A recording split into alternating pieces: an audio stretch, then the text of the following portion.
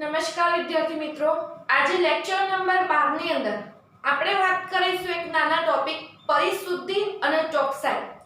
આ બંને શબ્દોનો અર્થ સમજવાનો પ્રયત્ન કરીશું ઉદાહરણની મદદથી. વિદ્યાર્થી મિત્રો, અહીંયા બે શબ્દો આપેલા છે, પરિશુદ્ધિ કોને કહેવી અને ચોકસાઈ કોને કહેવી.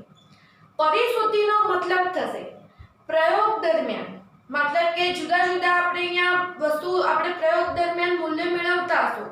કોઈ હશે કદ માપ્યું હશે, કોઈ વાર વજન માપવામાં આવે, બ્યુરેટ પીપેટ થી આપણે કદ માપતા હશો. જ્યારે તમે પ્રેક્ટિકલ કરશો ત્યારે આ વસ્તુ તમે જુદું જુદું વજનનું ને બધું માપન કરશો. હવે આવા વખતે આ રીતે જ્યારે પ્રયોગ કરી અને કોઈ ચોક્કસ મૂલ્ય મેળવવામાં આવતું હોય તો જે મળતા મૂલ્ય હશે એ એકબીજાની કેટલા નજીક રહેલા છે તેને કહેવાશે પરિશુદ્ધ મૂલ્ય. એટલે એક જ જથ્થાના જુદા જુદા માપન વચ્ચેના નજીકપણાનો સંબંધ. મતલબ કે તમને દાખલા તરીકે એક ધાતુના ટુકડાનું વજન કરવાનું કીધેલું છે. તમે એકના એક વ્યક્તિ છો, એકનું એક સાધન છે. વજન કાંટો તમે લઈ તો એ ફિક્સ છે, તમે વજન કરવા જનાર વ્યક્તિ પણ એક જ છો, પણ તમને અલગ અલગ વાર પરિણામ જુદા જુદા મળે છે. અલગ અલગ વાર પરિણામ અલગ અલગ મળે છે તો આ પરિણામ બે પરિણામ જે જુદા જુદા મળે એ કેટલા એકબીજાની નજીક હતા.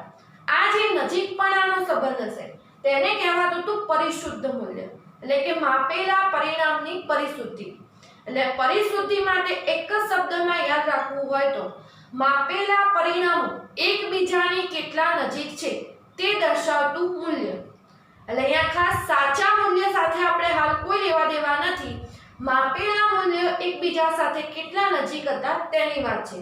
હવે વિદ્યાર્થી મિત્રો, અહીંયા એક સીધી વાત છે કે એક જ સાધન હોય અને માપનાર વ્યક્તિ પણ તમે એક જ હો તો સીધી વાત છે કે તમારે તો એના મૂલ્ય તમે માપતા હો તો તમે 2 વાર પ્રયોગ કરો, 3 વાર કરો કે 4 વાર કરો, એ પ્રયોગના મૂલ્ય તમારે દરેક વખતે એક જેવા આવવા જોઈએ એ તમારી સીધી વાત છે.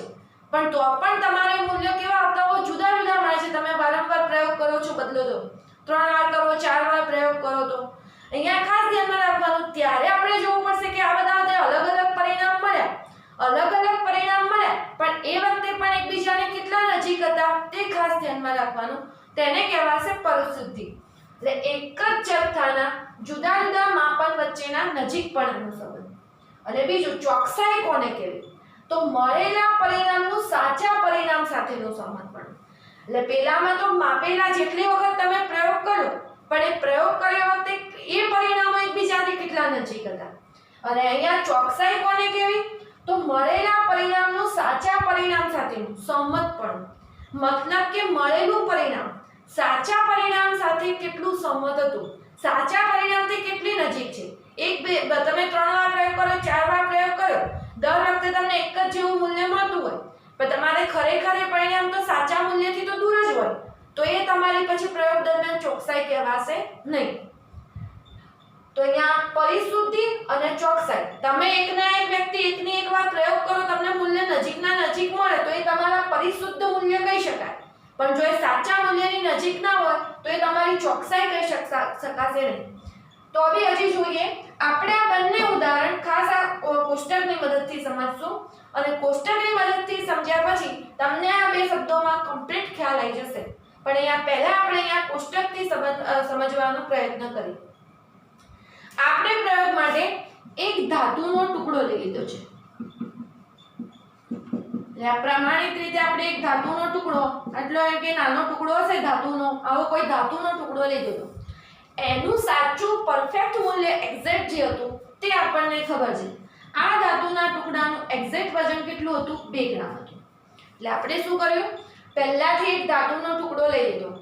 આ ધાતુનો ટુકડો જેનું એક્ઝેક્ટ પાક્કું જે ચોકસાઈપૂર્વક માપેલું વજન હશે, એક્ઝેક્ટ વેલ્યુ કહીએ તો એ હતી 2 ગ્રામ. હવે આ 2 ગ્રામ ધાતુનો ટુકડો લઈ અલગ અલગ વિદ્યાર્થીઓને આપણે અલગ અલગ વાર માપન કરવા માટે મોકલવામાં આવે છે. અલગ અલગ વિદ્યાર્થી એટલે આપણે ક્રમ પ્રમાણે 3 વિદ્યાર્થી લઈ લીધા. વિદ્યાર્થી A ને મોકલવામાં આવે, વિદ્યાર્થી B ને મોકલવામાં આવે, વિદ્યાર્થી C ને મોકલવામાં આવે. હવે આ ધાતુનો ટુકડો લઈ જ્યારે વિદ્યાર્થી એ વજન કરશે, જે વજન કાંટાની મદદથી વજન કરવાનું છે એની મદદથી વિદ્યાર્થી એ જ્યારે વજન કરશે તો વિદ્યાર્થી પહેલી વાર વજન કરે છે તો પહેલી વાર જ્યારે આ વજનનું માપન કરશે, જે દળ માપશે, તો વિદ્યાર્થીએ પ્રથમ વાર જ્યારે દળ માપે તો 1.95 ગ્રામ મળે છે વજન.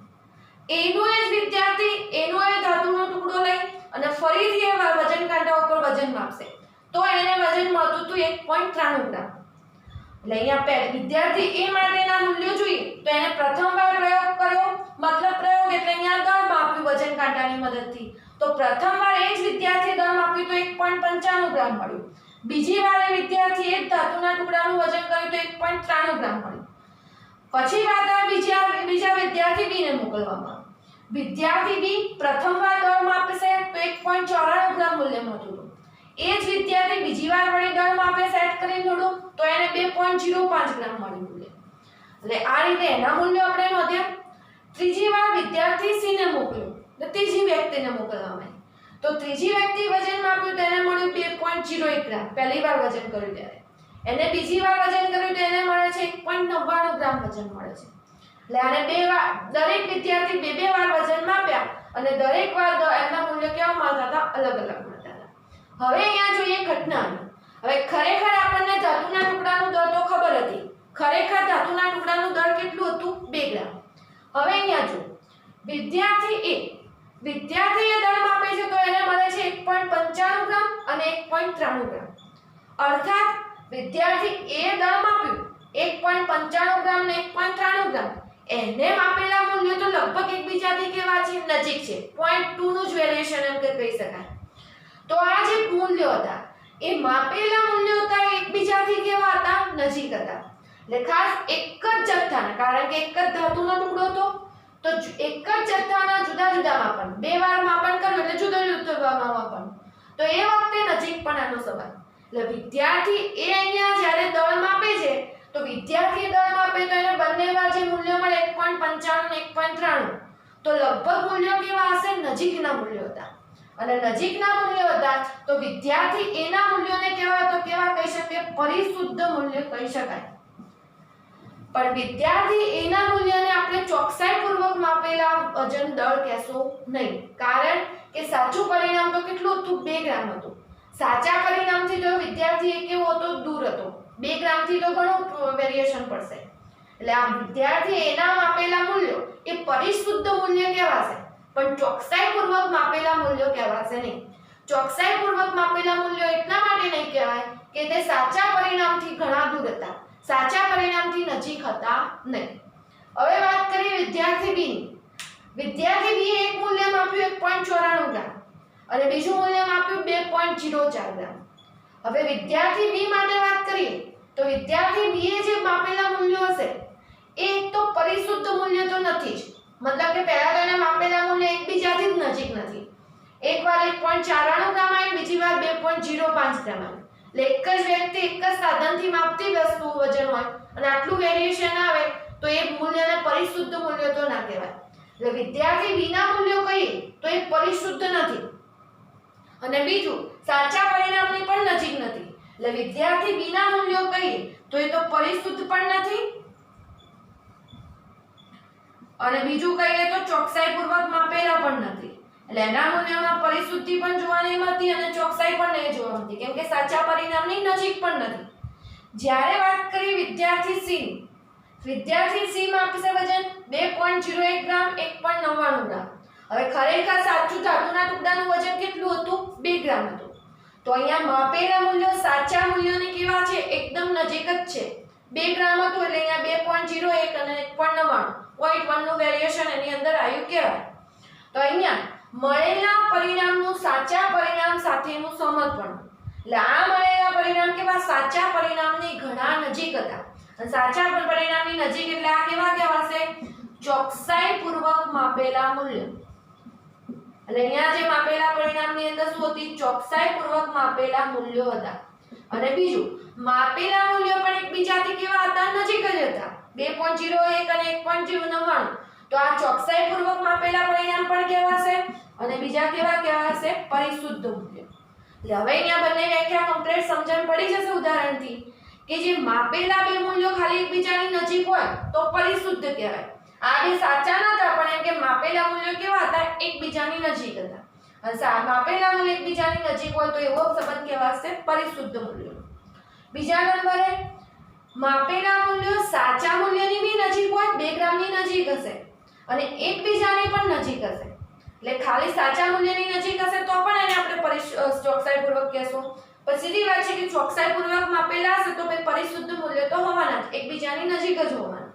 અને આ વિદ્યાર્થી બી વાળી ઘટના, માપેલા મૂલ્યો પણ એકબીજાની નજીક નથી એટલે કે પરિશુદ્ધ નથી, સાચા મૂલ્યથી બી નજીક નથી એટલે અહીંયા સાચા મૂલ્યથી પણ નજીક નથી એટલે વિદ્યાર્થી બીના એક પણ પરિણામ કે પરિશુદ્ધ પણ કે ચોકસાઈપૂર્વક માપેલા કહેવાશે નહીં.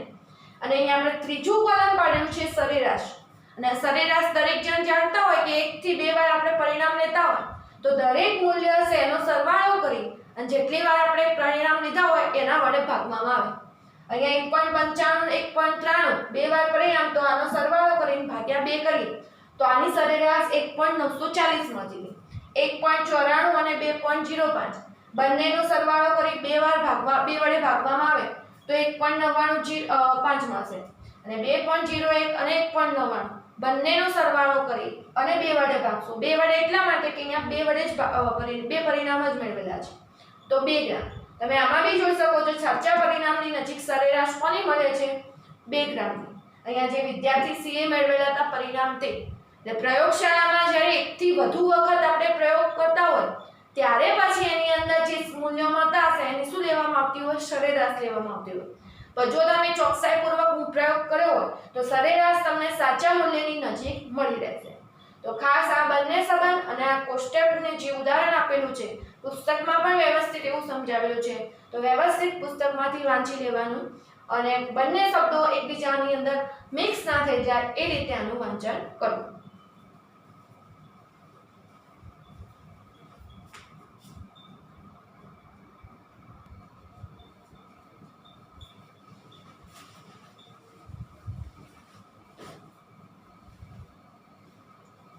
હવે વાત કરીશું એના પછીનો મુદ્દો પરિમાણાત્મક પૃથ્થકરણ, જેને કહેવાશે ડાયમેન્શનલ એનાલિસિસ.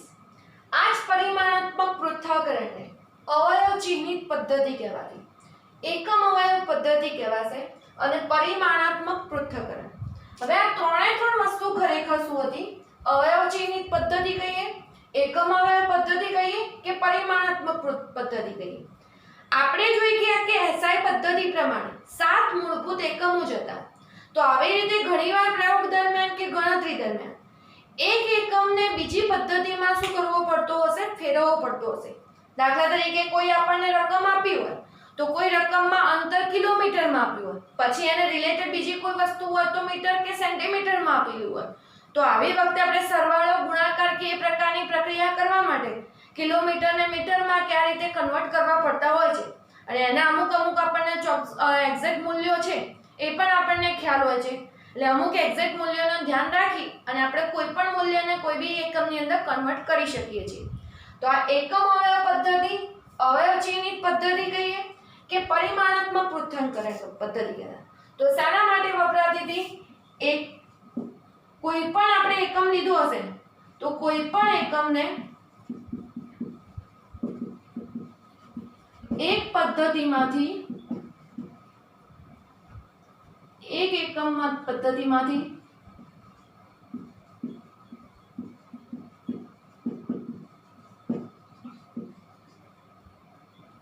કોઈ પણ એકમને એક એકમ પદ્ધતિમાંથી બીજા એકમ પદ્ધતિમાં ફેરવવા માટે ની પદ્ધતિ. એટલે સીધી વાત કહીએ કે કોઈ પણ એક એકમ હશે એને એક એકમને બીજા એકમમાં ફેરવવા માટે જે પદ્ધતિ વપરાશે એકમ અવયવ પદ્ધતિ કહેવાશે. એટલે અવયવ ચિહ્નિત પદ્ધતિ કહીએ કે પરિમાણાત્મક પૃથ્થકરણ કહેવામાં. હવે આ વસ્તુ હજી આપણે ઉદાહરણથી સમજીએ. આ તો એના 3 નામ, એનો આપણને થોડો ખ્યાલ હોવો જોઈએ. ખાસ તો એના જે મૂલ્ય ફેરવવાની જે વાત આવતી હશે એની અંદર આપણને સમજણ પડવી જોઈએ. દાખલા તરીકે એક ધાતુનો ટુકડો આપેલો છે. આ ધાતુનો ટુકડો આપેલો છે, એ ધાતુનો ટુકડો 3 ઇંચ એની લંબાઈ હશે. તો 3 ઇંચ ધાતુનો એક ટુકડો આપેલો છે. તો ધાતુના ટુકડાની લંબાઈ 3 ઇંચ છે અને તેને સેમીમાં ફેરવો. એકમ અવયવ પદ્ધતિની મદદથી ધાતુના ટુકડાની લંબાઈ જે 3 ઇંચ હતી તેને આપણે સેન્ટીમીટરમાં ફેરવવાનું છે. તો આ વસ્તુ તમે ઉદાહરણથી સમજશો તો એકમ અવયવ પદ્ધતિ આપણને ખ્યાલ આવી જશે. આમ તો આપણે અત્યાર સુધી સીધી વસ્તુ હતી ત્રિરાશિ મૂકતા અને આપણે આ ગણતરી કરતા. આપણે અત્યાર સુધી શું કરતા, 1 ઇંચ બરાબર આપણે જાણીએ છીએ કે 1 ઇંચ બરાબર 2.54 સેન્ટીમીટર છે. તો આપણે શું કરતા, સીધી ત્રિરાશિ મૂકતા કે 1 ઇંચ બરાબર 2.54 સેન્ટીમીટર. તો આપણને કેટલા ઇંચ આપેલા છે, 3 ઇંચ બરાબર કેટલા સેન્ટીમીટર.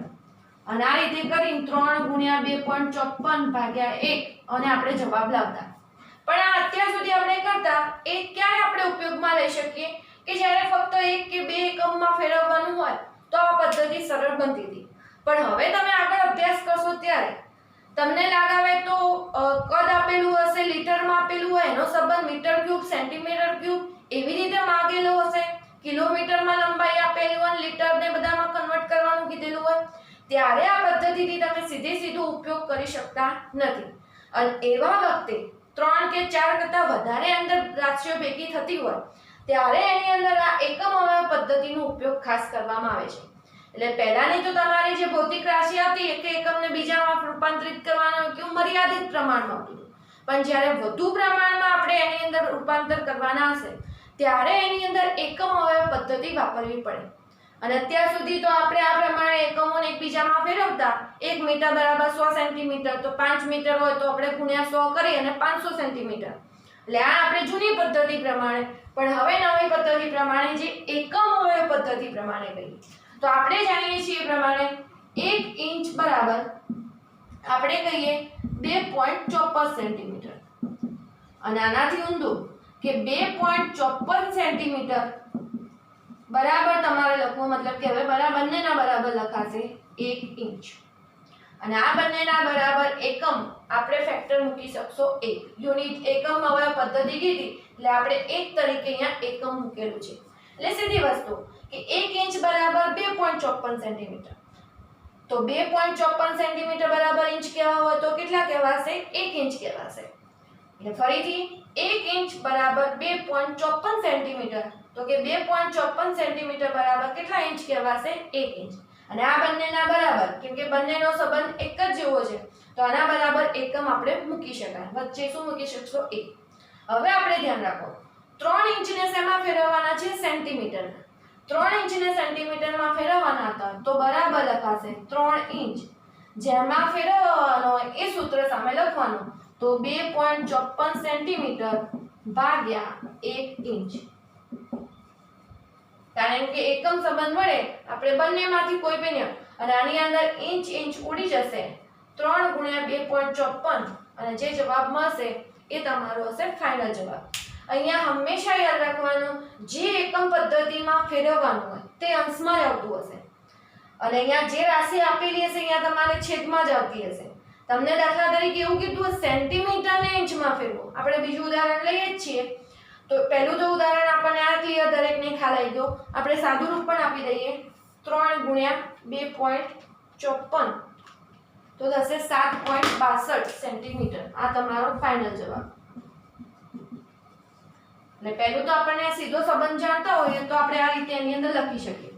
હવે આપણને દાખલા તરીકે કહેવામાં આવે છે કે દાખલા તરીકે આપણને કીધું હશે કે 12 સેન્ટીમીટરને ઇંચમાં ફેરવો. આવી રીતે કીધેલું છે. ખાસ અહીંયા આપણે બે ઉદાહરણ ક્રોસમાં લઈએ છીએ એટલે તમને જલ્દી ખ્યાલ આવી જાય કે ક્યારે કયો પેલો તમારે અવયવ વાપરવાનો. પણ આ પહેલું તો જે અવયવ લખ્યું છે એમાં દરેકને ખ્યાલ આવી જવો જોઈએ કે સીધી વસ્તુ આની અંદર બે પરસ્પર આપણે વસ્તુ લખી છે. 1 ઇંચ બરાબર 2.54 સેન્ટીમીટર. તો 2.54 સેન્ટીમીટર બરાબર આપણે લખવું હોય તો 1 ઇંચ લખી શકતા હતા. અને આ રીતે જેટલા ઇંચ હતા એને સેમીમાં ફેરવો તો એ સેમી વાળું જે પદ હતું એના વડે આપણે ગુણવાનું. હવે આપણે 12 સેમીને ઇંચમાં ફેરવો એવું આપેલું છે. તો 12 સેમીને ઇંચમાં ફેરવો તો 12 સેમી ગુણ્યા. હવે આ વખતે આપણે શું કીધું, જેમાં ફેરવાનું ને એકમ કયો રહેવો જોઈએ, અંશમાં રહેવો જોઈએ. તો આ વખતે આ શેના વડે ગુણશું, આના વડે. 1 ઇંચ ભાગ્યા 2.54 સેન્ટીમીટર. એટલે આપણે આ વખતે 12 સેમીને શેમાં ફેરવવાના હતા? ઇંચમાં ફેરવવાના હતા. તો જેમાં ફેરવવાનો હોય અંશમાં, એટલે ઇંચ વાળું પદ ક્યાં રાખ્યું? ઉપર, અને સેમી વાળું પદ ક્યાં રાખ્યું? આપણે છેદમાં. તો સેન્ટીમીટર સેન્ટીમીટર અહીંયા ઉડી જશે. 12 એકા 12, 12 ભાગ્યા 2.54, અને જે જવાબ આવશે કયા એકમમાં આવશે? ઇંચમાં. અહીંયા તમે એકમ વડે ગુણો છો, એકમ વડે ગુણવાથી તમારે સરખો એકમ કેન્સલ થશે, જેમાં ફેરવવાનું તો એમાં રૂપાંતરિત થશે. તો 1 ભાગ્યા 2.54 કરવામાં આવશે તો 0.3937 આટલા તમને એના ઇંચમાં છે. એટલે આ રીતે ક્યારેય પણ એકબીજામાં કન્વર્ટ કરવા માટે એકમ અવયવ પદ્ધતિ વપરાય છે. હજી આપણે એના પછીના લેક્ચરમાં હજી ઘણા ઉદાહરણો લઈશું, જેથી તમને આનો ખ્યાલ ક્લિયર થાય. ત્યાં સુધી એટલા પદ્ધતિના નામ અને એક ઉદાહરણ લખી લેવું. Thank you.